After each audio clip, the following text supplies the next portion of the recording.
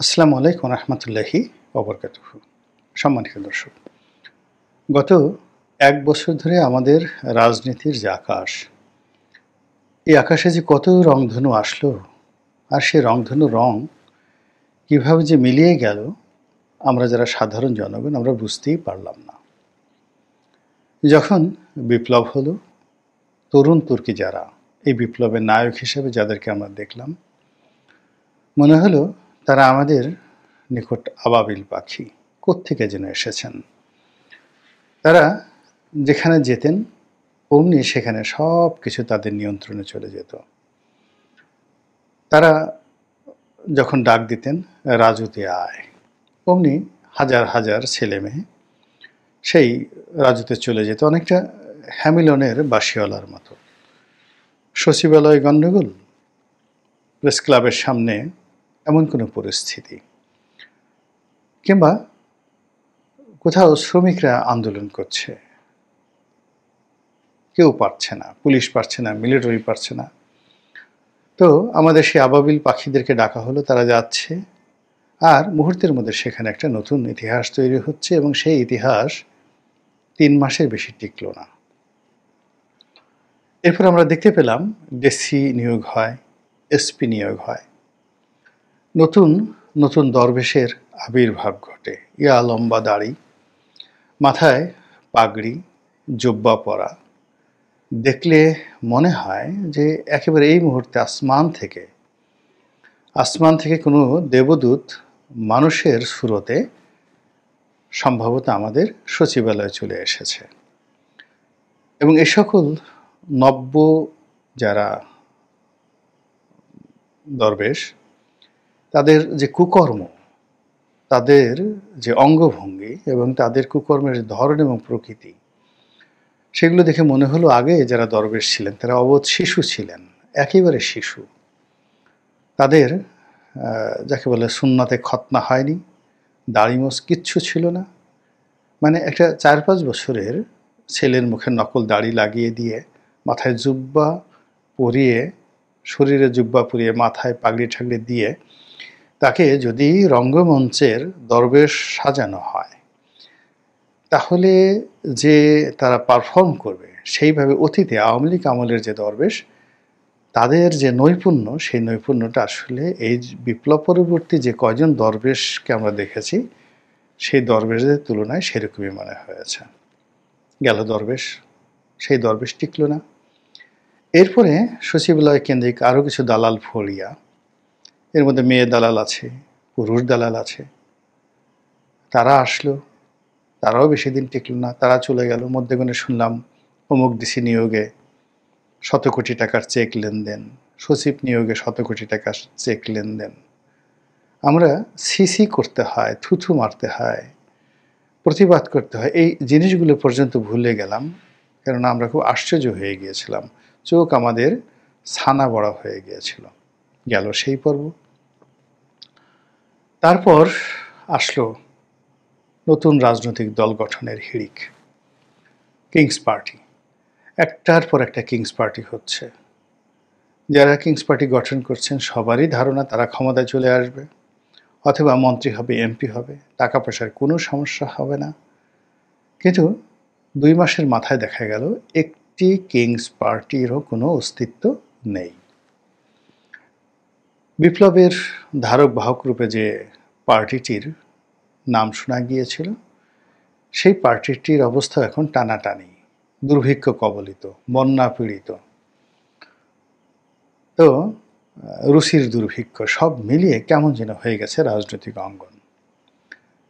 জাতীয় পার্টি নামক একটি দল একসময় ছিল, এখন কি অবস্থায় আছে আমরা বলতে পারবো না। এটা রওশন এরশাদ বলতে পারবেন, জিএম কাদের বলতে পারবেন, জিএম কাদেরের যে সঙ্গী শামীম হায়দার পাটোয়ারি তিনি বলতে পারবেন, বা অপরপক্ষ যারা কাজী ফিরোজ রশিদ, রুহুল আমিন হাওলাদার, আনিসুল ইসলাম মাহমুদের মতো যারা কিংবদন্তির নেতা বাংলাদেশের রাজনীতিতে, তারা বলতে পারবেন যে জাতীয় পার্টি আসলে এখন কোন অবস্থায় আছে, ভবিষ্যৎ কি। তাহলে বাকি রইল ৩টি দল, বিএনপি, আওয়ামী লীগ, জামাত। গত ১ বছর ধরে জামাতের যে উল্লম্ফন, তাদের যে দাড়িপাল্লা, তাদের যে হম্বিতম্বি, মানে অ্যাজ ইট ইজ মনে হচ্ছে যে বাংলাদেশে একটা ইসলামী বিপ্লব হয়ে গেছে।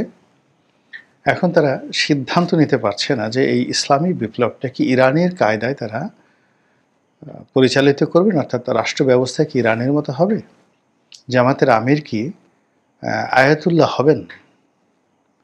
তারপর বাকি জিনিসগুলি ইরানে যে কাঠামো সেরকম হবে কিনা, অথবা এমন কিছু ঘটবে কিনা যে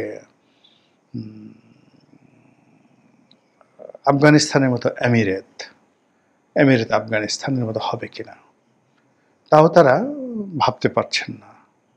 অথবা তারা কি কিংডম অফ সৌদি আরবিয়া, এদের মতো একটা শরিয়া আইন, এদের মতো একটা রাষ্ট্র কাঠামো, এদের মতো একটা কিংশিপ, এরকম কিছু তৈরি করবেন কিনা, এগুলো নিয়ে মানে তাদের অভিব্যক্তি হলো তারা একেবারে সেই আলেকজান্ডারের মতো। আলেকজান্ডার যখন পারস্য অধিকার করতে গেলেন, তখন তার কাছে সাকুল্যের সৈন্য আছে 40,000, আর অপরদিকে তার অপোনেন্ট দারায়ুস, তৃতীয় দারায়ুস, তার সৈন্য সংখ্যা 3.5 লাখ, এবং one of the finest army এবং ইফেক্টিভ আর্মি সারা দুনিয়াতে। তখন 1 নম্বর পরাশক্তি হলো পার্সিয়ান আর্মি।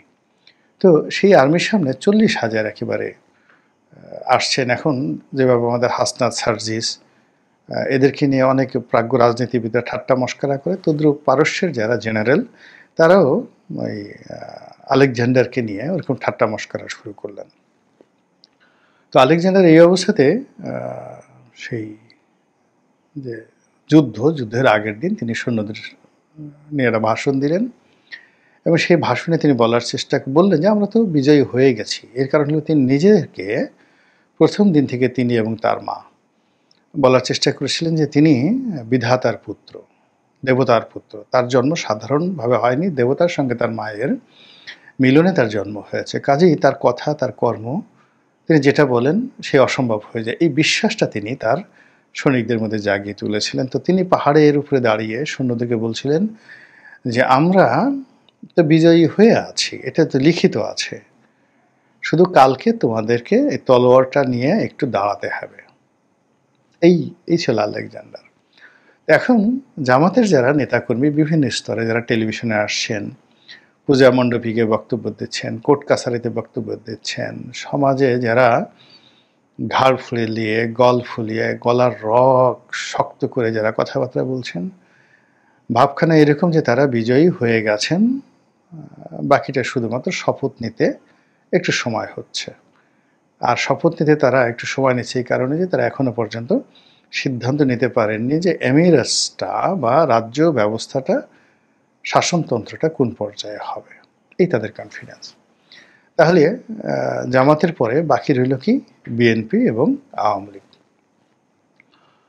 বিএনপি রাজনীতি মূলত নির্ভর করছে ভাইয়া কখন আসবেন, অর্থাৎ তারেক রহমান সাহেব কখন আসবেন, তিনি কোথায় থাকবেন, তার বাসা ভাড়াটা কে করবে, কয় রুমের বাসা, তারপর তিনি যে লন্ডনে আছেন সেখানে যে জিনিসপত্র আছে সেগুলো কি তিনি রেখে আসবেন, বিক্রি করে দেবেন, না কি করবেন, এই বিষয়গুলো নিয়ে আলাপ আলোচনা হচ্ছে। অনেকে বলছে এই কালকে আসবেন, অনেকে বলছে কয়েক সপ্তাহের মধ্যে, অনেকে বলছেন কয়েক মাস, অনেকে বলছেন নির্বাচনের তফসিল ঘোষণা করার পরে তিনি আসবেন, অনেকে বলছেন যে না এত ঝামেলার দরকার নেই, তিনি একেবারে শেষমেশ নির্বাচনের ফলাফল ঘোষণা করার পর যখন বিএনপি নিরঙ্কুশ সংখ্যাগরিষ্ঠতা পেয়ে যাবে, 280টি সিট পেয়ে যাবে, তখন এয়ারপোর্টে তিনি আসবেন এবং পুরো দেশ জাতি তাকে প্রধানমন্ত্রী হিসেবে বরণ করে নেবে। এই হলো ভাইয়ার আগমন, ভাইয়া আসবেন। অন্যদিকে আওয়ামী লীগের যে রাজনীতি, সে রাজনীতির দুটো খুচরা দিক আছে। একটা খুচরা দিক হলো ঝটিকা মিছিল, তারা ঝটিকা মিছিল করছে। 2 নম্বরে তারা যেটা করছে সেটা হলো সামাজিক প্ল্যাটফর্মগুলোতে তারা ফাটিয়ে ফেলছে, এবং সেখানে সেই আওয়ামী লীগের যে ফ্যান পেজ, তারপরে তাদের ভেরিফাইড ফেসবুক পেজ, এরপরে ইউটিউবের বিভিন্ন ইউটিউবার চ্যানেল, সেখানে আওয়ামী লীগের কতিপয় নেতৃবৃন্দ রয়েছেন, তারা সাক্ষাৎকার দিচ্ছেন, কথাবার্তা বলছেন, অ্যাজ ইট ইজ কিছুই হয়নি, কিন্তু তারা একটা ব্যাপারে সিদ্ধান্ত নিতে পারছেন না। তারা একবার বলছেন যে এখনও শেখ হাসিনা বাংলাদেশের বৈধ প্রধানমন্ত্রী, তিনি রেস্টে আছেন ভারতে, তিনি আবার আসবেন। আর পক্ষ বলছে যে না, ঠিক আছে, তিনি পদত্যাগ করেছেন, তত্ত্বাবধায়ক সরকারের অধীনে নির্বাচন হবে এবং তিনি সেটা মেনে নেবেন।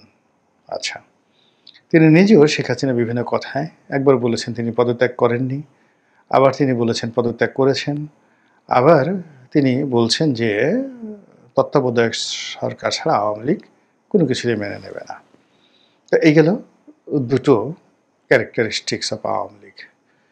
3 নম্বরের ক্যারেক্টারিস্টিক্স যেটি দেখা যাচ্ছে সেটি হলো আপা আসবেন। কীভাবে আসবেন? তিনি টুস করে ঢুকে পড়বেন এবং তিনি এটা নিয়ে বেশ নাটকীয়তা করছেন। তিনি বলছেন দু একজনের সঙ্গে কথাবার্তা যে আমি খুব কাছাকাছি আছি। মানে আমরা জানি যে তিনি দিল্লিতে আছেন, কিন্তু যার সঙ্গে তিনি কথাবার্তা বলছেন তার মাধ্যমে তার প্রতিপক্ষকে ভয় দেখানোর জন্য তিনি বলার চেষ্টা করছেন তিনি খুব কাছাকাছি আছেন। কোথায়? হয়তো ত্রিপুরাতে। অর্থাৎ ত্রিপুরাতে যদি তিনি থাকেন, তো ত্রিপুরার ওখানে যে গুয়াহাটি, আসামের গুয়াহাটি আছে, আর ত্রিপুরার যে রাজধানী আছে সেখান থেকে কুমিল্লাতে আসতে, আসামের গুয়াহাটি থেকে সিলেটে আসতে, অথবা পশ্চিমবঙ্গ সেখান থেকে বনগাঁও হয়ে আমাদের সেই বাংলাদেশের যশোরে ঢুকতে খুব বেশি সময় লাগবে না। অথবা তিনি যদি মুর্শিদাবাদ থেকে মুজিবনগরে ঢুকতে চান, মানে কুষ্টিয়াতে, তাও খুব বেশি সময় লাগবে না। তো ওই ভয় দেখানোর জন্য আমি সীমান্তে আছি, কাছাকাছি আছি। তো এইরকম কথাবার্তা কিন্তু হচ্ছে।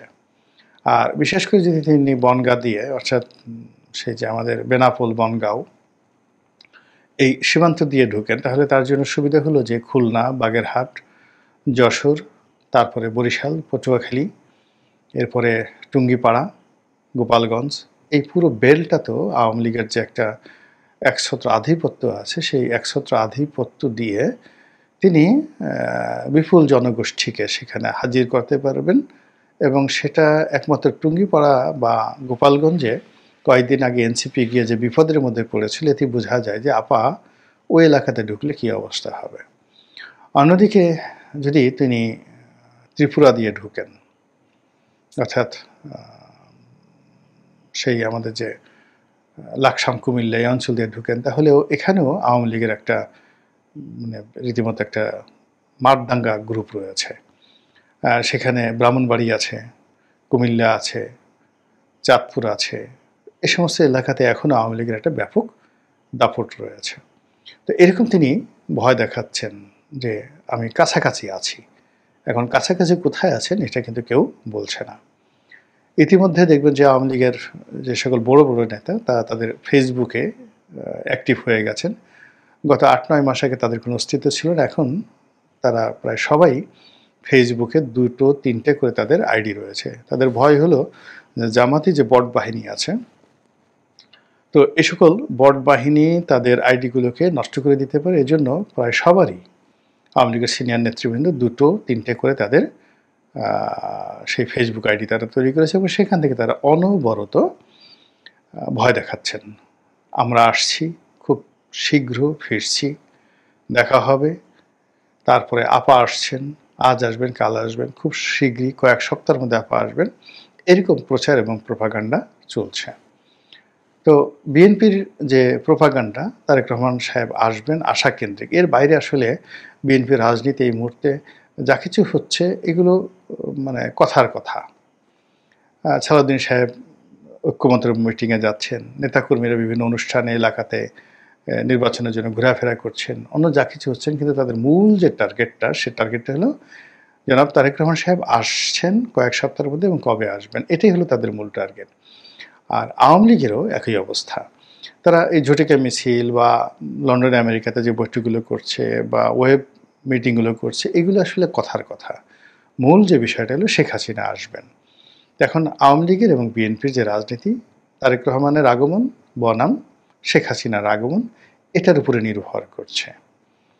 আর এই দুজনের এই আগমন কেন্দ্রিক যে ভাইব, আগমন কেন্দ্রিক নেতাকর্মীদের যে উচ্ছ্বাস, অর্থাৎ বিএনপি এবং আওয়ামী লীগ এই দুটো রাজনৈতিক দলের অন অ্যাভারেজে 35% করে ভোটার রয়েছে, তাহলে দুটো রাজনৈতিক দলের 70% কর্মী এবং সমর্থক তারেক রহমান এবং শেখ হাসিনার আগমন নিয়ে অধীর আগ্রহে চাতক পাখির মতো তাকিয়ে রয়েছে।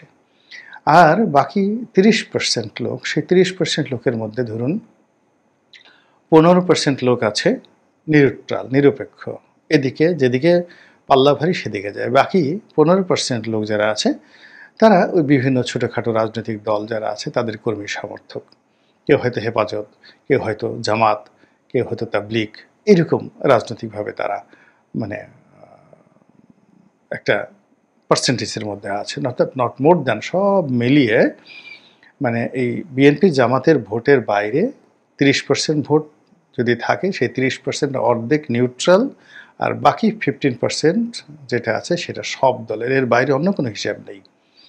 এখন এই যে 70% লোক, তাদের দৃষ্টি, মন, মানসিকতা তারা মুতওয়াজ্জহ হয়ে আছে, দৃষ্টি নিবন্ধ করে একেবারে একাগ্রচিত্তে বসে আছে কখন শেখ হাসিনা আসবেন, কখন তারেক রহমান আসবে, কখন সানাই বাজবে, কখন নতুন একটা এরা তৈরি হবে। এবং তারা একে অপরকে তারাই ভয় পাচ্ছে। বিএনপি আওয়ামী লীগকে ভয় পাচ্ছে, আওয়ামী লীগ বিএনপিকে ভয় পাচ্ছে।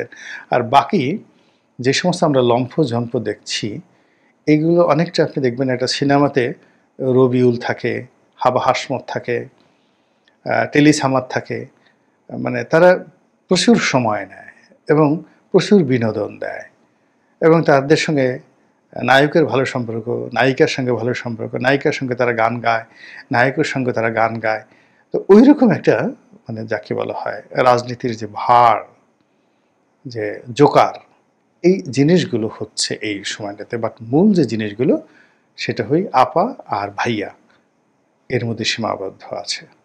এখন আপা কবে আসবেন, ভাইয়া কবে আসবেন, আদৌ আসবেন কি না, আসলে কি হবে, না আসলে কি হবে, এটার উপরই মূলত রাজনৈতিক ভবিষ্যৎ নির্ভর করছে। আজকে যে বিষয়টি নিয়ে আলোচনা করব, আপাত দৃষ্টিতে এটিকে আপনাদের কাছে রং তামাশা বলে মনে হতে পারে, কিন্তু রং তামাশা হলেও এই বিষয়বস্তুগুলোর সামাজিক গুরুত্ব অনেক অনেক বেশি। আপনি যদি কালো জাদুর কথা বলেন, গিয়ে দেখবেন এই বাংলাদেশের সবচেয়ে সাহসী মানুষটি, তাকেও যদি কালো জাদুর ভয় দেখান, তিনি ভয় কম্পমান হবেন। বাংলাদেশে জিন এবং ভূত এগুলোতে বিশ্বাস করে না এরকম একটি লোকও খুঁজে পাবেন না। উপরে বলে যে আমি জিন ভূত বিশ্বাস করি না। ভালো কথা, রাতে 12টার সময় আপনি তাকে বলেন তো যাও তো কোনো কবরস্থানে গিয়ে বসে একটু মৃত ব্যক্তির সঙ্গে অন্ধকারে কথাবার্তা বলে আসো বা একটু দোয়া দরুদ পড়ে আসো, পিটিয়েও নিতে পারবেন না। কোনো একটা বাড়িতে, ধরুন একটা গ্রামে একটা বাড়ি, চারদিকে কেউ নেই, বনের মধ্যে একটা বাড়ি, একজন সাহসী মানুষকে বলেন যে আজকে পূর্ণিমার না, আজকে অমাবস্যা রাত, তো ওই বাড়িতে তুমি একা থাকবা, মধুপুর জঙ্গলে, সুন্দরবনে বা অন্য কোনো গহীন অরণ্যে, সিলেটের একটা পোড়ো বাড়ি যেটিকে বলা হয় 10-15 বছরের, 20 বছরের, 30 বছর, 100 বছরের পুরনো একটা বাড়ি, চারপাশে চামচিকা আছে, ঘরের মধ্যে সব কিছু পুরনো হয়ে গেছে, জমিদার বাড়ি, এক রাত্রে থাকতে বলেন। তখন দেখবেন যে আব্বা আব্বা করে কিভাবে ভূতের ভয় সেই লোক চিৎকার করে। এই ঢাকা শহরে ধানমন্ডির মতো জায়গাতে, গুলশান বনানীর মতো জায়গাতে দেখা যাচ্ছে বড় বাড়ি, 4000 স্কোয়ার ফিটের একটি বাড়ি। এখন স্বামী স্ত্রী থাকে, স্বামী মারা গেছে বা স্ত্রী মারা গেছে, ঘরে তেমন কোনো লোক নেই। এখন সেই বয়োবৃদ্ধ মানুষটি, যে কিনা যে কোনো সময় মরে যাবে, 80 বছর বয়স, সেও জিনের ভয়ে, ভূতের ভয়ে তার রুমে সে ঘুমাতে পারছে না, বাইরে থেকে লোক আনছে এবং নিজে খাটের উপর ঘুমিয়ে কাজের লোককে সে নিচে ঘুমিয়ে রেখেছে। এই হলো জিন ভূতের সত্যিকার অর্থে ভয়। তো সেই জিন ভূতের যে ভয়, সেটি এখন আওয়ামী লীগের রাজনীতির উপর ভর করেছে। হঠাৎ করে আওয়ামী লীগ কেন মানুষের মনে এত আতঙ্ক জাগাচ্ছে? কেন কথায় কথায় আওয়ামী লীগকে নিয়ে এত আলোচনা করতে হচ্ছে? আওয়ামী লীগকে ভারতে গিয়ে কালো জাদু শিখে ফেললো? ভারতে আপনারা জানেন যে এই আধুনিক যুগেও কামরূপ কামাখ্যা আসামে, তো আমরা ছোটকাল থেকে জানতাম যে অনেক লোক সেই কেবলমাত্র জাদুবিদ্যা শিক্ষা করার জন্য তারা আসামের কামরূপ কামাখ্যাতে চলে যেত। কেন যেত? এর কারণ হলো মানুষ পরিশ্রম করতে চায় না, তারপরে ঝাড় দিয়ে ফুঁক দিয়ে সে অনেক কিছু অর্জন করতে চায়, এবং এখানে প্রায় বেশিরভাগ ক্ষেত্রেই ছিল অন্যের আকর্ষণীয় ধনসম্পদ, বাড়ি গাড়ি এবং সুন্দরী রমণী, এগুলো হাসিল করার একটা লোভ এবং লালসা। তো গ্রামের যে যুবকটি দেখতে অত সুন্দর না, দরিদ্র, তার হয়তো মিয়া বাড়ির কোনো মেয়েকে পছন্দ, তালুকদের বাড়ির কোনো মেয়েকে পছন্দ। এখন জিন্দিগিতে তো তার প্রেম পাওয়া সম্ভব নয়, প্রস্তাব দিলেই তো তার জীবন চলে যাবে। তখন সে মনে মনে চিন্তা করতো যে ইস, যদি একটু কালো জাদু বা একটা তাবিজ পেতাম, একটা মাদুলি পেতাম, যেটা আমি হাতে করে ওই বাড়ির সামনে দিয়ে যাওয়ার সঙ্গে সঙ্গে তালুকদারের বেটি আমার পিছনে পিছনে চলে আসতো, আর তাকে নিয়ে আমি সেই যে বনের মধ্যে গিয়ে বটগাছের নিচে বৈরাগী হয়ে বসবাস করতাম। এই স্বপ্ন কোটি কোটি মানুষের, সেই তারুণ্যের স্বপ্ন। আর এই স্বপ্নের মধ্যে যারা খুব বেশি লোভী, তারা এটা হাসিল করার জন্য তান্ত্রিকদের পিছনে ঘুরত।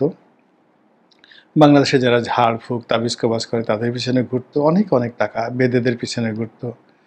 তারপরে যারা হাত গণনা করে তাদের পিছনে ঘুরতো। এবং আমাদের গ্রাম বাংলায় তাবিজ কবাজকে নিয়ে একটা বিরাট বাণিজ্য ছিল।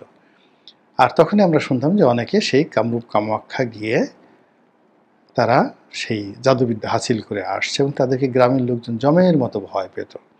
আমরা শুনতাম যে ওরা যদি বাঁশি বাজায় তাহলে কোনো মহিলা ঘরে থাকতে পারে না, পানি ছিটিয়ে দিলে কুমির হয়ে যায়, ইত্যাদি আরও অনেক কিছু। কিন্তু বড় হয়ে যাওয়ার পরও ওই আতঙ্ক কিন্তু এখনও কাটেনি। আপনারা একটু স্মরণ করে দেখেন তো, যে গ্রামের যে পুকুরগুলো ছিল, বড় বড় পুকুরগুলো ছিল, লম্বা দিঘি টাইপের, কালো জল, তো আমরা বিশ্বাস করতাম যে ওই পুকুরের মধ্যে যদি ডুব দেওয়া হয় তাহলে পায়ে শিকল পরে, তারপরে শেষে শিকল পরিয়ে ওখানে যে পানির নিচে যারা থাকে তারা ওই শিকল দিয়ে টেনে তাকে নিয়ে যায়, আর খুঁজে পাওয়া যায় না। এই ভয় বুড়ো বুড়ো মানুষকে এখনো পর্যন্ত কাঁদায়। মধ্যে একবার ঢাকা বিশ্ববিদ্যালয়ের যে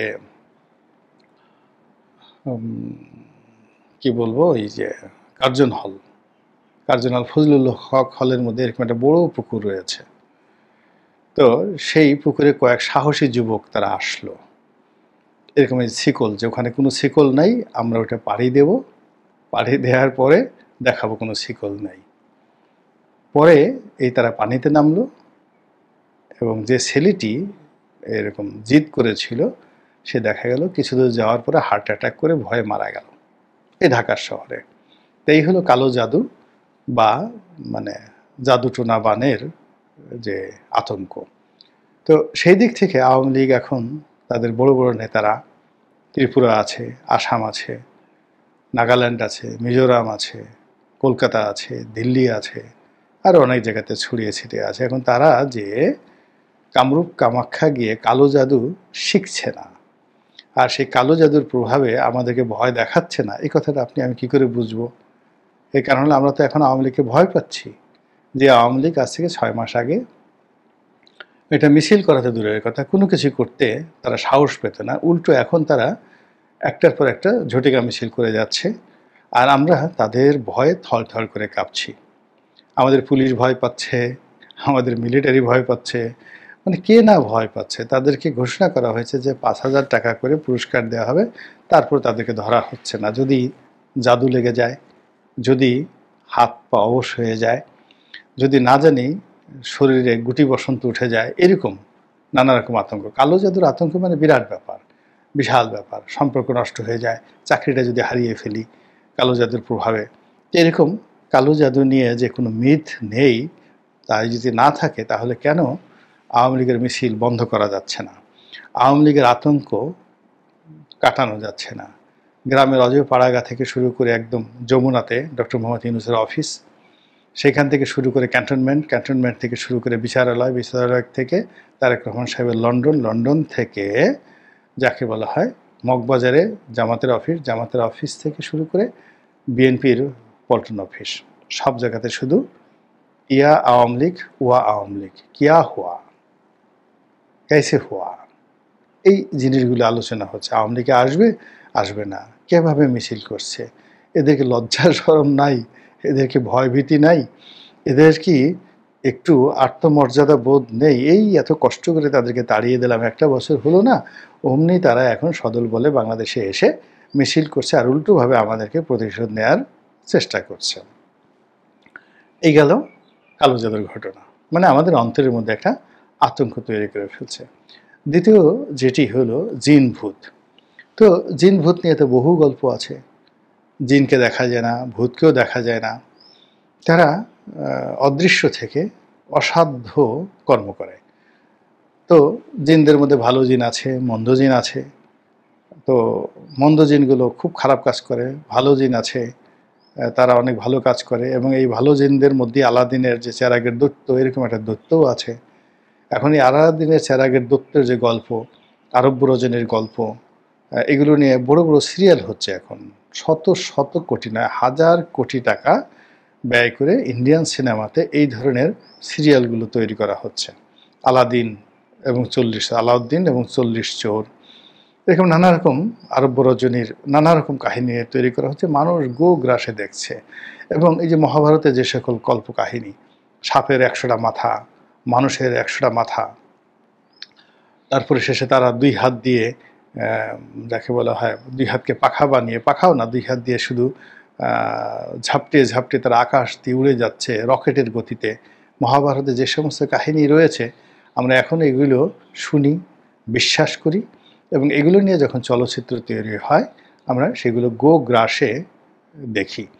দক্ষিণ ভারতে যে সকল সিনেমাগুলো তৈরি হচ্ছে ইদানিং, আপনি গিয়ে দেখুন প্রত্যেকটা সিনেমা ব্লকবাস্টার।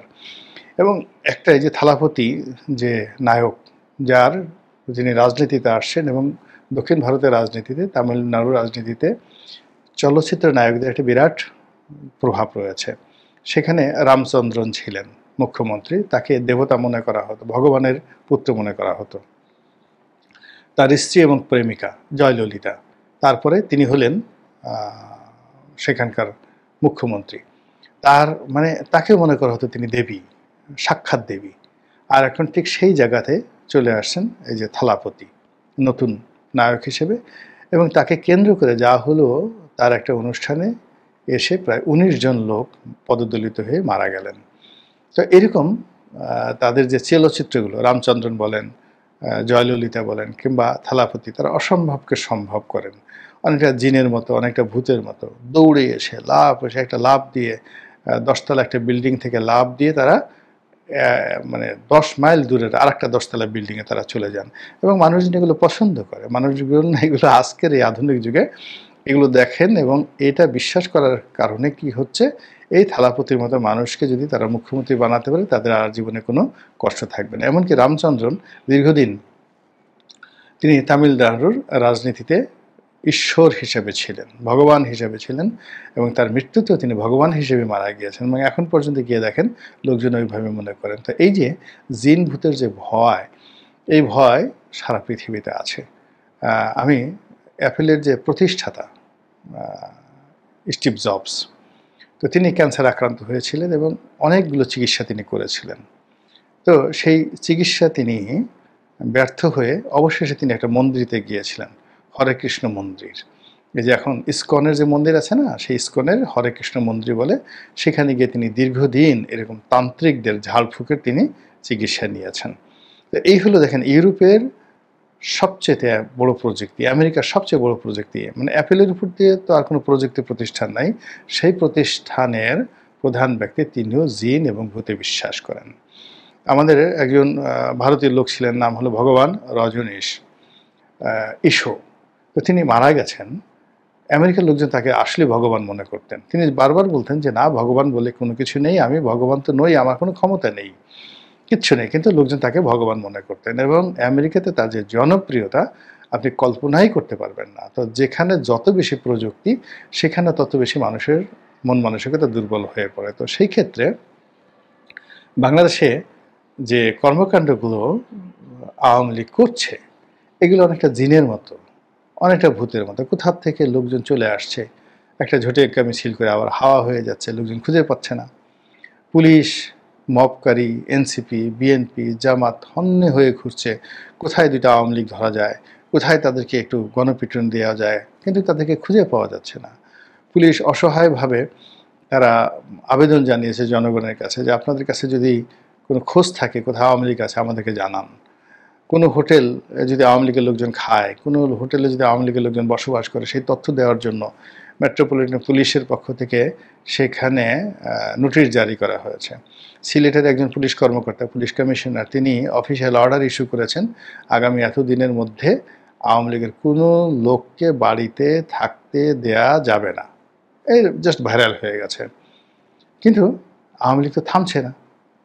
আওয়ামী লীগ থামছে না, আওয়ামী লীগ শুধু কাজ করেই যাচ্ছে। তাহলে কি আওয়ামী লীগের লোকজন জিন হয়ে গেল, ভূত হয়ে গেল? তারা কি কালো জাদু শিখে নিজেরা অদৃশ্য হয়ে গেল, অনেকটা সেই মিস্টার ইন্ডিয়া সিনেমার মতো? নাকি তারা জিন চালান দেওয়া শিখলো, ভূত চালান দেওয়া শিখলো, এবং সেই ভূত চালান দিয়ে তারা একটার পর একটা অঘটন সমাজে যেভাবে ঘটিয়েছে, আর এইভাবে যদি তারা ঘটাতে থাকে, তাহলে নির্বাচন যে কোথায় উঠবে, চাঙ্গে না বাঙ্গে, এটা এখনো পর্যন্ত বলা যাচ্ছে না। সম্মানিত দর্শক, মানুষের মুখে জয়, মানুষের মুখে ক্ষয়। মানুষের মুখ দিয়ে যা বের হয়, এবং মানুষ যেটা আশা করে, যেটা আতঙ্কগ্রস্ত হয়, যেটা ভয় পায়, আসলে সেটাই ঘটতে থাকে। কথাগুলো বললাম এই কারণে যে 2025 সনের আগস্ট মাস নিয়ে এই মুহূর্তে বাংলাদেশের মানুষ অহরহ যে কথাগুলো বলছে, এটিকে ব্ল্যাক আগস্ট হিসেবে যেভাবে অভিহিত করছে, আমি আমার জীবনে কখনো কোনো মাস নিয়ে এভাবে মানুষজনকে কথা বলতে শুনিনি। আমি নিজে ব্যক্তিগতভাবে একজন ধর্মবিশ্বাসী মানুষ। ধর্মে যে টুকিটাকি যা কিছু রয়েছে, কঠোরভাবে ধর্মীয় অনুশাসনগুলো মেনে চলার চেষ্টা করি। তো সেই দিক থেকে 30 দিন সারা বছরই আল্লাহর সময়। এটাকে আলাদা ভালো, আলাদা মন্দ, এটা ব্যক্তিগতভাবে ধর্মের যে জেনারেল থিঙ্কিং রয়েছে, এটাতে পড়ে না। আল্লাহ রাব্বুল আলামিন বিশেষ বিশেষ কিছু দিনকে যাকে বলা হয় ভালো দিন হিসেবে, যেমন শুক্রবার দিন, জুমার দিন, ঈদের দিন, 10ই মুহররম, এই জিনিসগুলো ভালো, ইতিবাচক অর্থে এই দিবসগুলোকে ইসলাম ধর্মে উল্লেখ করা হয়েছে। কিন্তু কোনো একটা বিশেষ দিন খারাপ, এই দিনে গজব নাজিল হবে, এই দিনে পেটের পীড়া হবে, এই দিনে একেবারে আকাশ ভেঙে পড়বে মাথার উপরে, এইরকম কোনো কথা ধর্মে কর্মে কোথাও নেই। কিন্তু তা সত্ত্বেও অনেক কিছু পৃথিবীতে ঘটে, যেমন জাদু টোনা, ব্ল্যাক ম্যাজিক, তারপরে তাবিজ কবাস। আমরা তো এই সমস্ত জিনিসের যে কার্যকারিতা, এর থেকে আমরা নিজেদেরকে যাকে বলা হয় বিযুক্ত করতে পেরেছি, বা এই অবিশ্বাস থেকে আমরা নিজেদেরকে দূরে রাখতে পেরেছি, এরকম ঘটনা অতীতে কখনো ঘটেনি। কিংবা ধরুন কখনো কখনো অলৌকিক কিছু দুর্ঘটনা ঘটে, ঝড় হয়, বৃষ্টি হয়, সুনামি হয়, সাপে কাটে, মাথার উপর বজ্রপাত হয়। আপনি এর কোনো কিছুরই কারণ খুঁজে পাবেন না যে আমি রাস্তা দিয়ে যাচ্ছি, কথা নেই বার্তা নাই, হঠাৎ করে মাথার উপর কতগুলো পাখি পায়খানা করে দিল। আপনি বলেন তো আমাকে দেখে ওর কেন পায়খানার কথা মনে হলো? অথবা কৃষক কাজ করছে, নিরীহ বেচারা কৃষক, মাথার উপর একটা বজ্রপাত হয়ে সে স্পট ডেথ, সঙ্গে সঙ্গে মরে গেল। কিংবা রাস্তায় হাঁটছে একজন ভদ্রলোক মানুষ, কোথা থেকে একটা সাপ এসে কামড় দিল। তো এরকম প্রকৃতিতে অলৌকিক ঘটনা ঘটে, প্রকৃতিতে দুর্ঘটনা ঘটে, এবং প্রকৃতিতে অপ্রত্যাশিত দুর্ঘটনা ঘটে যায়, যা মানুষকে ভাবিত করে।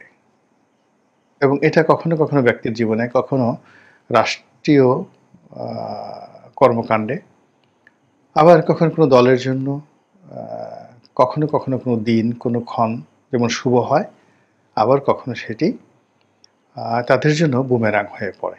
যেমন আওয়ামী লীগের জন্য আসলে আগস্ট মাসটি একটা অভিশপ্ত মাস। আপনি দেখুন আওয়ামী লীগের একেবারে শুরু থেকে শেষ পর্যন্ত এই আগস্ট মাসে 1954 থেকে একেবারে তাদের পতন পর্যন্ত যা কিছু ঘটেছে অস্বাভাবিক। তাদের যত রকম দুর্ঘটনা এই আগস্ট মাসে ঘটতে হবে। কিংবা ধরুন বিএনপির জন্য মে মাসটি ভালো না। প্রথম থেকে একেবারে সেই 1977 সন থেকে ধরেন। তো 1977 সন থেকে আজ পর্যন্ত বিএনপির প্রতি বছরের মে মাসের কাহিনীগুলো আপনি যাকে বলা হয় বর্ণনা করে দেখেন। এপ্রিল মে এই দুটো মাস বিএনপির জন্য খুবই খারাপ। আবার বাংলাদেশের জন্য যদি ধরেন তাহলে ডিসেম্বর মাস, জানুয়ারি মাস খুব ভালো মাস। এই দুটো মাস বাংলাদেশের জন্য। আবার বাংলাদেশের জন্য ধরুন ফেব্রুয়ারি মাসটা আসলে ভালো মাস না, এজ এ নেশন। এই জিনিসগুলো ঘটতে থাকে, সবসময় ঘটতে থাকে। তো সেই দিক থেকে এই যে অক্টোবর যে মাস, সেই অক্টোবর মাস নিয়ে অতীতে আমি এই ধরনের কোনো কথাবার্তা শুনি, কিন্তু ইদানিংকালে যেটা হচ্ছে সেই সেপ্টেম্বর মাসেও অনেকে বলার চেষ্টা করছিল যে এটা ব্ল্যাক সেপ্টেম্বর। আবার এখন অক্টোবর মাসকে কেন্দ্র করে অনেকেই বলছে যে এই অক্টোবর মাসে নানা দুর্ঘটনা ঘটতে পারে।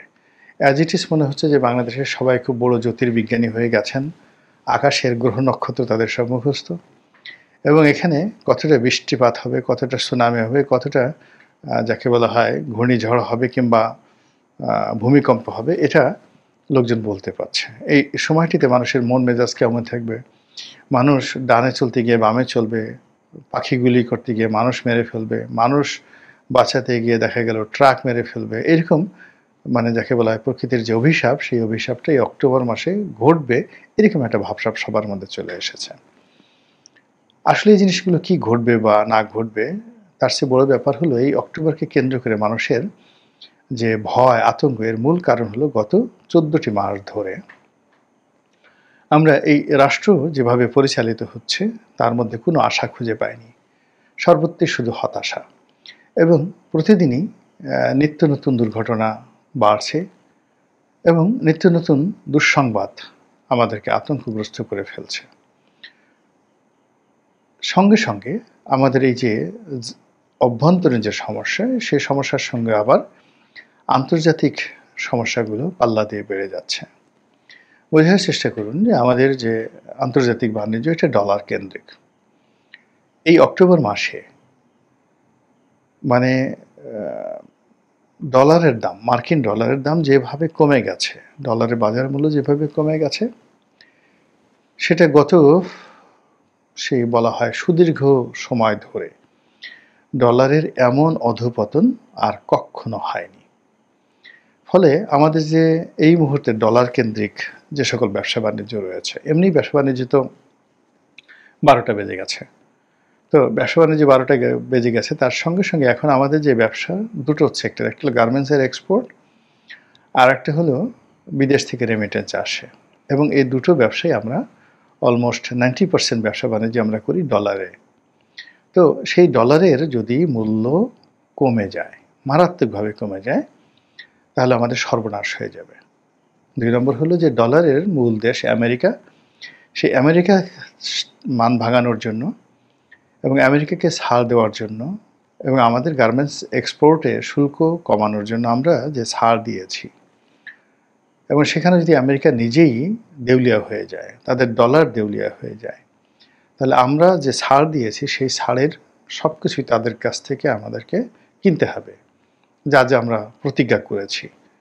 এখানে আমাদের সর্বনাশ হবে একদিকে, আর অন্যদিকে আমরা যে লাভের আশায় যে কাজটি করেছি সেই লাভটা হবে না, আমেরিকান বাজার বন্ধ হয়ে যাবে। এই গেল ডলার কেন্দ্রিক। ডলারের সাথে পাল্লা দিয়ে স্বর্ণের দাম বেড়ে যাচ্ছে, অর্থাৎ ডলারের দাম যত কমছে স্বর্ণের দাম তত বেড়ে যাচ্ছে। মানুষ ডলার বিক্রি করে স্বর্ণ কিনে রাখছে, এবং আমাদের এই বাংলাদেশের স্বর্ণ কেন্দ্রিক যে অর্থনীতি রয়েছে এবং স্বর্ণ কেন্দ্রিক আমাদের যে ফরেন রিজার্ভ রয়েছে, এটা পুরো ব্যাংকিং সেক্টরকে তছনছ করে দেবে। সরকার দীর্ঘদিন ধরে এসআলএমের যে 5টি ব্যাংক, এগুলোকে একত্র করার জন্য প্রাণান্তর চেষ্টা করছে। সুকুক বন্ড থেকে শুরু করে নানা রকম চেষ্টা তদবির করেও আমরা ব্যাংকিং খাতে শৃঙ্খলা আনতে পারছি না। এবং সম্ভবত যদি এমন হয় যে আগামীতে 12 থেকে 14টি ব্যাংককে দেউলিয়া ঘোষণা করার জন্য সরকার নতুন দেউলিয়া আইন তৈরি করে, আমি আশ্চর্য হব না এবং এটা কম ক্ষয়ক্ষতি হবে তুলনামূলকভাবে। যেভাবে এখন প্রতিটি ব্যাংকের হাজার হাজার কর্মকর্তা কর্মচারী তারা আমানত সংগ্রহ করতে পারছে না, ব্যবসা বাণিজ্য করতে পারছে না, এমনকি গ্রাহকদের টাকা 5,000 টাকার বেশি, সেদিন একটা ব্যাংকে চেক দিলাম, 5,000 টাকার বেশি তারা দিতে পারছে না, ভালো একটি ব্যাংক, সম্ভবত এক্সিম ব্যাংক। তো এই যে দুরবস্থা, এটা তো 1 বছর আগে ছিল না। এটা সেপ্টেম্বর মাসে যা ছিল, অক্টোবর মাসে এসে তা আরও বিরূপ পরিস্থিতি তৈরি হয়েছে। বিভিন্ন মাধ্যম থেকে বলা হচ্ছে যে আমরা IMF এর লোন পাইনি বা পাচ্ছি না, আল্লাহ জানে। কিন্তু যেটা যাকে বলা হয় অর্থমন্ত্রী বা অর্থ উপদেষ্টা যিনি আছেন, ডক্টর সালেউদ্দিন, তিনি যেটা বলেছেন যে আমাদের এই মুহূর্তে যে অর্থ আছে, রিজার্ভ $30 বিলিয়ন আছে, ডাজ নট ম্যাটার। তিনি বলেছেন আমাদের যে অর্থ আছে সেটা হলো local currency plus foreign currency এবং একই সঙ্গে ডেপ্থ মানে বিদেশি ঋণ। এবং আপনারা জানেন যে এই সরকার ক্ষমতা আসার পরে আওয়ামী লীগ সরকার যে ঋণ রেখে গিয়েছিল তার উপরে অতিরিক্ত সম্ভবত 12 থেকে 13 বিলিয়ন ডলার আরও অতিরিক্ত ঋণ হয়েছে। তো কাজেই তিনি যেটি বলেছেন যে আমাদের দুর্যোগ মোকাবেলা করার জন্য প্রয়োজন মেটানোর জন্য যে অর্থ দরকার সেটা আমাদের নেই। ঋণ পাওয়া যাচ্ছে না, ঋণ দেওয়া যাচ্ছে না, বিনিয়োগ হচ্ছে না, যা কিছু হচ্ছে একটা বোগাস। ফলে এই যে হতাশাগুলো, সেই হতাশার মধ্যেই আমরা কিন্তু যে কোনো মাসকে ব্ল্যাক মাস বা কালো দিবস হিসাবে, কালো মাস হিসাবে নিজের অজান্তে আমরা সেই আশঙ্কাগুলো তৈরি করে ফেলছি। তো আমাদের অভ্যন্তরীণ যে অর্থনীতি, ব্যাংকিং ব্যবস্থা, তার সঙ্গে সঙ্গে ডলারের পতন, স্বর্ণের দাম বৃদ্ধি এবং যুদ্ধাবস্থা। আপনারা জানেন যে এখন আমেরিকা প্রাণান্ত চেষ্টা করছে ভারতের সঙ্গে পাকিস্তানের একটা যুদ্ধ বাঁধিয়ে দেওয়ার জন্য, প্রাণান্ত চেষ্টা করছে। এবং দুটো সীমান্তে, পাকিস্তান সীমান্তে এবং ভারত সীমান্তে যুদ্ধের দামামা বাঁধছে। ভারতীয় সেনাপ্রধান সম্প্রতি একটি বক্তব্য দিয়েছেন যে এবার যুদ্ধ হলে পাকিস্তানকে মাটির সঙ্গে মিশিয়ে দেওয়া হবে। অন্যদিকে পাকিস্তান আমেরিকার সঙ্গে, সৌদি আরবের সঙ্গে যে কৌশলগত সম্পর্ক স্থাপন করেছে, সেক্ষেত্রে ভারতের সাথে যদি যুদ্ধ হয় সেখানে সৌদি আরবিয়া এবং আমেরিকা যুদ্ধে জড়াতে বাধ্য। আর ভারতের সঙ্গে যদি পাকিস্তানের যুদ্ধ হয় সেখানে ইসরায়েল সে যুদ্ধে জড়িয়ে যাওয়া তাদের জন্য বাধ্যতামূলক। এর বাইরে মায়ানমারে যা হচ্ছে সেটাও আমাদের জন্য সুখকর নয়। এখানে আরাকান আর্মি, যে আরাকানে তাদের যে প্রভুত্ব, এটা এখন আবার নতুন করে চ্যালেঞ্জের মুখোমুখি পড়েছে। এর কারণ হলো মায়ানমারের যে নেপিদোতে, অর্থাৎ তাদের রাজধানীতে যে সামরিক জান্তা, তারা আবার নতুন অস্ত্র শস্ত্রে সজ্জিত হয়ে আরাকান আর্মির পেছনে তারা শক্তি ব্যয় করছে। আর আরাকান আর্মি এখন দলে দলে বাংলাদেশের সীমান্তের ভিতরে ঢুকে যাচ্ছে। আর আরাকান আর্মিকে শক্তি যোগানোর জন্য, অস্ত্র যোগানোর জন্য আমেরিকা বাংলাদেশের উপর চাপ প্রয়োগ করছে, এটা সত্য।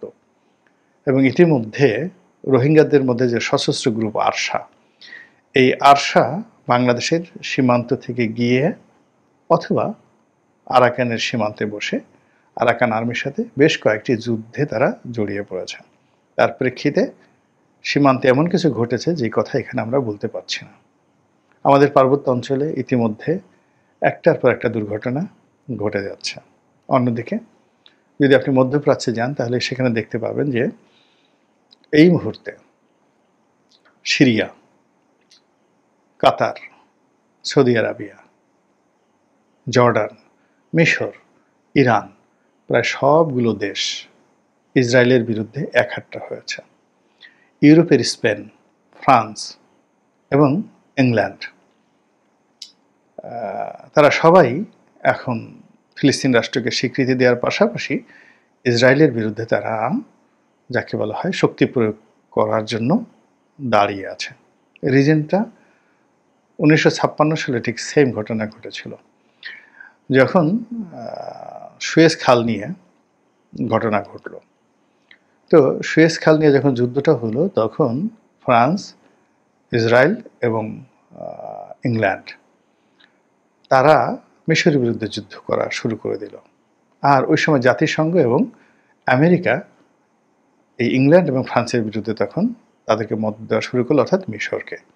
তো আন্তর্জাতিক যে রাজনীতি 1956-এ যেটা মধ্যপ্রাচ্য কেন্দ্রিক হচ্ছিল, সেটা আবার নতুন আঙ্গিকে ফিরে আসছে। অর্থাৎ এখন এই মুহূর্তে ইসরায়েলের সঙ্গে আছে আমেরিকা। তো আমেরিকা যে 1956-এ ইউরোপকে যে শিক্ষাটা দিয়েছে, সেই শিক্ষাটা এখন ইউরোপ আমেরিকাকে দিতে চাচ্ছে দুটো স্পটে। একটা স্পট হলো মধ্যপ্রাচ্যে, এই ফিলিস্তিনে এবং ইসরায়েলে। আর একটা স্পট হলো রাশিয়ার সাথে যে যুদ্ধ হচ্ছে ইউক্রেনে, সেখানে ইউরোপ আমেরিকাকে একটা দাঁত ভাঙা শিক্ষা দিতে চাচ্ছে। আর আমেরিকা যখন এই ধরনের সমস্যা, সেই সমস্যার মধ্যে আবার আমেরিকা বাংলাদেশে, ভারতে, পাকিস্তানে যেভাবে নাক গলাচ্ছে, এরকম একটা দুর্বলতম সময় আমাদের ঘাড়ের উপর যে সরকারটি আছে, ডক্টর মোহাম্মদ ইউনূসের সরকার, একেবারে অবোধ, ভোলা ভালা, নিরীহ একটা সরকার, কিচ্ছু বুঝে না। তো সেই সরকার এরকম একটা পরিবেশ পরিস্থিতি সামাল দেবে, এটা কল্পনাও করা যায় না। আর অন্যদিকে আমাদের সমাজ খুব অশান্ত হয়ে পড়েছে। সমাজে যারা মুরব্বী, সমাজে যারা নেতা, সমাজে যারা চিন্তক, সমাজকে যারা ধরে রাখেন বিভিন্ন সময়টিতে, তারা সবাই হাত পা গুটিয়ে যার যার ঘরের মধ্যে দরজা বন্ধ করে বসে আছে এবং নিজের যে শেষ সঞ্চয়টুকু এটি ভেঙে ভেঙে খাচ্ছে আর ভালো কোনো সময়ের জন্য অপেক্ষা করছে। অন্যদিকে আওয়ামী লীগ ফিরে আসার চেষ্টা করছে, জামাত ক্ষমতায় আরও নিজেদেরকে পাকাপোক্ত করার চেষ্টা করছে, বিএনপি একছত্র ক্ষমতা লাভের জন্য স্বপ্ন দেখছে, এনসিপি এবং জামাত তারা ডক্টর মোহাম্মদ ইউনূসের ক্ষমতাকে প্রলম্বিত করার চেষ্টা করছে। সব মিলিয়ে যে একটা চারিদিক থেকে যে প্রেশার, দেশে, দেশের বাইরে, সীমান্তে, ইউরোপ আমেরিকা থেকে শুরু করে মধ্যপ্রাচ্যে, টাকা থেকে ডলার, ডলার থেকে পাউন্ড স্টার্লিং, পাউন্ড স্টার্লিং থেকে রিঙ্গিত, সব মিলে যে যুদ্ধটা চলছে, সেই যুদ্ধটার ফলে যারা একটু বুঝতে পারছেন যে পরিস্থিতি কোন দিকে যাচ্ছেন, সকলের মধ্যে হতাশা ছড়িয়ে পড়েছে। আর সেই হতাশার কারণে এক একটা দিন মনে হচ্ছে একটা বছরের মতো, এক একটা মাস মনে হচ্ছে সেই এক একটা যুগ, কয়েক যুগের মতো, 20 বছর, 30 বছর, মানে 30 দিনের একটা মাসকে মনে হচ্ছে 30 বছর, মানে 30 বছরের একটা দীর্ঘায়িত সময়। আর এই কারণে এই যে এখন অক্টোবর মাস, প্রতিটা দিনকে মানুষ গণনা করছে আর বলছে সে ব্ল্যাক অক্টোবর। আল্লাহ ভালো জানেন। আসসালামু আলাইকুম প্রিয় দর্শক, গত দুদিন ধরে আমি বিভিন্ন মিডিয়াতে জাতীয় নাগরিক পার্টির যে আহ্বায়ক নাহিদ ইসলাম তার কিছু বক্তব্য দেখছি। এই বক্তব্যগুলো নিয়ে অনেকে অনেক রকম আলোচনা করছে, কিন্তু আমি নিজে একটু আতঙ্ক বোধ করছি এবং একটু হতাশও হয়েছি। সেটা কেন বলছি? উনি কি বলেছেন? উনি কয়েকটা কথা বলেছেন। উনি সরাসরি যে কথাগুলি বলেছেন, আমি যদি নাট সেরে বলি যে কি বলেছেন আসলে, তার মধ্যে মূল কথাটা হলো যে দুর্নীতি যদি হয়ে থাকে, দুর্নীতি অনেকেই করেছেন, উপদেষ্টারা করেছেন, বিভিন্ন রাজনৈতিক দলের নেতারা করেছেন, অর্থনৈতিক দুর্নীতি করেছেন, প্রশাসনিক দুর্নীতি করেছেন, ক্ষমতা দখলের দুর্নীতি করেছেন। এবং উনি আহ্বান জানিয়েছেন যে তদন্ত হোক, ইনভেস্টিগেট হোক, তাহলে দেখবেন কে কত সম্পদের মালিক হয়েছে, কে কত টাকার মালিক হয়েছে। একটা কথা বলেছেন উনি। আরেকটা কথা কি বলেছেন? আরেকটা কথা বলেছেন যে এই অভ্যুত্থানের যে সরকারটা ছিল, এই সরকারে যদি ছাত্র প্রতিনিধি না থাকতো, মানে তারা দুজন প্রথমে, পরে মাহফুজ আলম, তিনজন, যদি ছাত্র প্রতিনিধি না থাকতো তাহলে এই সরকার 3 মাসও টিকে থাকতো না।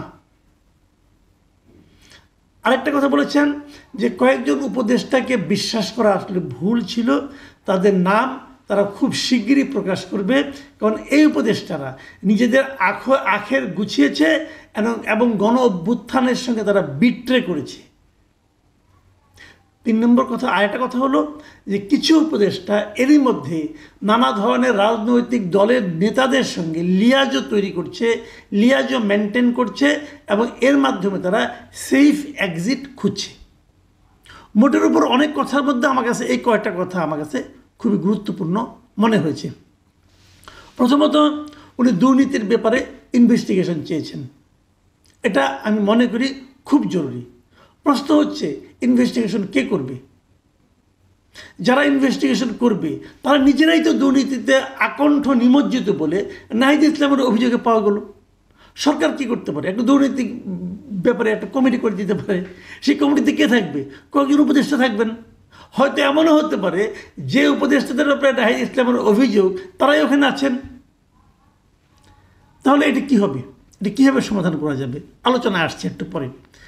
আরেকটা কথা বলেছেন উনি যে কয়েকজন উপদেষ্টাকে বিশ্বাস করা ভুল ছিল, অচিরেই তাদের নাম প্রকাশ করবেন। ভাই নাহিদ ইসলাম নাম এখন প্রকাশ করলে সমস্যাটা কি আপনার? বলেন। যাদের আপনি বিশ্বাস করে ভুল করেছিলেন, যারা নিজেদের আখের গুছিয়েছে, যারা গণ অভ্যুত্থানের সঙ্গে বিট্রে করেছে, তাদের নাম আপনি এখন প্রকাশ করতে চাচ্ছেন না কেন? যদি আপনি জানেন চাচ্ছেন না এই কারণে তাদের সঙ্গে আপনারা আরও কিছু লেনদেন, আরও কিছু দর কষাকষি করতে চান, এই জন্য কেন প্রকাশ করছেন না? তারা যদি গণ অভ্যুত্থানের চেতনার সঙ্গে, গণ অভ্যুত্থানের চিন্তার সঙ্গে বিট্রে করে থাকে আপনি মনে করেন, তাহলে আপনি তাদের নামটা কেন প্রকাশ করছেন না? না করে কি আপনি জনগণের সঙ্গে বিট্রে করছেন না? আপনি জানেন কিন্তু বলবেন না কেন ভাই? গণ অভ্যুত্থানটা কি আপনার নাকি জনগণের? জনগণের গণ অভ্যুত্থান। তো জনগণের গণ অভ্যুত্থানের সঙ্গে যারা বিট্রে করেছে তাদের নাম আপনি নিজের মনের মধ্যে রেখে দিয়ে কার সঙ্গে দর কষাকষি করবেন? কি দর কষাকষি করবেন? মালপানি কামাবেন নাকি ক্ষমতা আরও সুদৃঢ় করবেন, নাকি সরকারের কাছ থেকে কিছু সুযোগ সুবিধা নেবেন? কি করবেন বলেন? আপনি যদি জানেন এখনই কার প্রকাশ করেন, আর যদি প্রকাশ না করেন তাহলে তো আমি বলবো আপনি জানেন না, আপনি রাজনীতি করছেন, আপনি জানেন না, আন্দাজি ঢিল মারছেন একটা। এটাও তো হতে পারে। কিন্তু মানুষ আপনাকে বিশ্বাস করে এই কারণে যে আপনি নিজে উপদেষ্টা ছিলেন। কোন উপদেষ্টা কী করেছে এটা আপনার জানা, যদি আপনি বলেন যে আমি জানি, তাহলে মানুষ অবিশ্বাস করবে না। যখন আপনি উপদেষ্টা ছিলেন তাদেরকে খুব ঘনিষ্ঠভাবে দেখেছেন এবং দেখে হয়তো আপনার মধ্যে সেই ধারণাটা হয়েছে, সেই ধারণাটা আপনি জনগণের সাথে শেয়ার করতে পারেন। শেয়ার না করলে আপনি কবে শেয়ার করবেন? কার কাছে বলবেন? যখন বলবেন তখন তার সময় থাকবে না ভাই। এইগুলো হলো একটা পুরোনো টেকনিক। আমি বহুবার দেখেছি, আমাদের বন্ধুবান্ধব অনেকে দেখেছি, কারো ব্যাপারে কোনো অভিযোগ করে, আমি তার নাম বলতে চাই না। ভাই নাম বলতে চান না কেন? কেন নাম বলতে চান না বলেন? এইগুলি ভাই আমি একদম অপছন্দ করি। আমাকে অনেকে বলে, ভাই তোমার কাছে না একটা গোপন কথা বলতে আসছি, তুমি কিন্তু কাউকে বলো না। আমি যদি আমি কাউকে না বলতে পারি তাহলে আমাকে তুমিও বলো না। ভাই এটা যারা আমার সঙ্গে কাজ করেছেন গত 30-32 বছর বিভিন্ন প্রতিষ্ঠানে, আমি তো অনেক প্রতিষ্ঠানে ছিলাম, তাদেরকে জিজ্ঞাসা করে দেখেন, এটা কিন্তু আমার কমন ডায়লগ। ভাই আমার কাছে গোপন কথা বলেন না, আমার কাছে গোপন কথা বলার দরকার নাই। যে কথা আমি কাউকে বলতে পারবো না সেটা শুনে আমার কী লাভ? আমি এটা শুনতেই চাই না। আর আমাকে যেটা বলবেন সেটা আমি গোপন রাখতে পারবো না, কারণ আমি ওই বুদ্ধি খাটিয়ে কিছু করতে পারি না যে অমুকের কথাটা বলবো তমুকের কথাটা বলবো না। এটা ভাই আমার দ্বারা হবে না। আমি যা জানি আমি সব বলে দিই, কিন্তু আমাকে বলেন না। কাজেই যদি কেউ বলে যে ভাই আমি না এটা বলবো না, নাম বলবো না, কিন্তু ঘটনাটা বলবো, তাহলে বুঝতে হবে ওই লোক মিথ্যা কথা বলতেছে, ও বানিয়ে বলতেছে। আপনি শিওর থাকেন। যদি কেউ বলে যে নাম বলবো না কিন্তু ঘটনাটা বলি, তাহলে নিশ্চিত থাকবেন সে বানিয়ে বলছে এটা, অথবা হয়তো একানা আছে আর 15 সে বানাচ্ছে। নাহিদ ইসলাম যদি নাম বলতে না পারেন আমি ধরে নেব, আমি মাসুদ কামাল ধরে নেব সেটা বানিয়ে অভিযোগ করছে। তার কাছে কোনো এভিডেন্স নাই, সে কিছুই জানে না, বানিয়ে বলতেছে আমি অনেকের নাম জানি, অনেকের দুর্নীতির খবর জানি। ভুয়া। আর যদি ভুয়া না হয় তো নাম বলেন। কারণ আপনার কাছে কি ওই উপদেষ্টার সঙ্গে আপনার ব্যক্তিগত সম্পর্কটা কেমন সেটা ইম্পর্ট্যান্ট, নাকি পুরো গণ অভ্যুত্থান যে ওই লোকটা ব্যর্থ করে দিচ্ছে সেটা থেকে যে তাকে ফেরানো দরকার, অথবা গণ অভ্যুত্থানকে যে বিজয়ী করা দরকার সেটা বেশি ইম্পর্ট্যান্ট?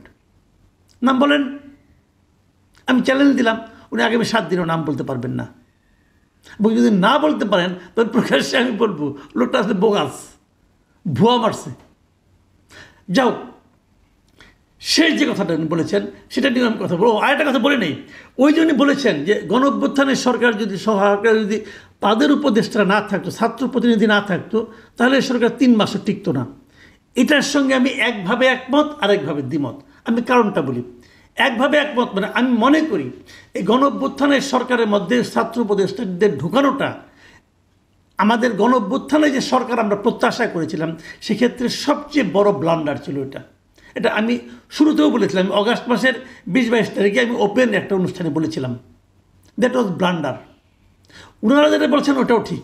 ওটা ঠিকটা কি, ওনারা যে এই সরকারটাকে টিকিয়ে রেখেছেন, কিন্তু যে সরকার ক্ষতিকর, যে সরকার অকার্যকর, যে সরকার গণঅভ্যুত্থানের চেতনাকে বাস্তবায়নের ক্ষেত্রে একটা পদক্ষেপ রাখতে ব্যর্থ, সেই সরকার টিকিয়ে রাখাটাই তো একটা অপরাধ।